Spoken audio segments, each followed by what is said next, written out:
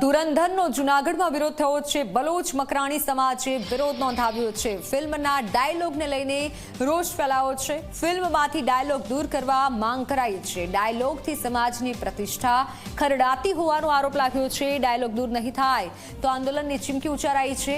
મહત્વનું છે, રણવીરસિંહ અભિનીત ફિલ્મ ધુરંધર 5 ડિસેમ્બરે રિલીઝ થઈ છે અને આ ફિલ્મમાં એક ડાયલોગ છે જેમાં બલોચ નામનો ઉપયોગ થયો છે અને હવે આ ડાયલોગ ફિલ્મમાંથી દૂર કરવાની માંગ ઉઠી છે।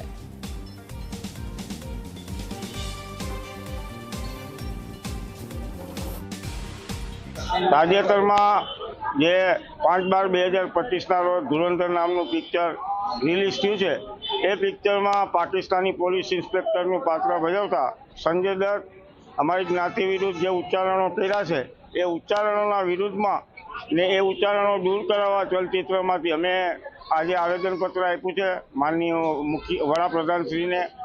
અને અમારી મુખ્ય માંગણી એ છે કે આ ખોટા ડાયલોગો અમારી જ્ઞાતિને, બલોચ જ્ઞાતિને બદનામ કરવાના જે ડાયલોગો છે એ આ પિક્ચરમાંથી દૂર કરવામાં આવે ને ત્યાં સુધી આ પિક્ચરનું પ્રસારણ અટકાવવામાં આવે તેવી અમારી માંગણી છે।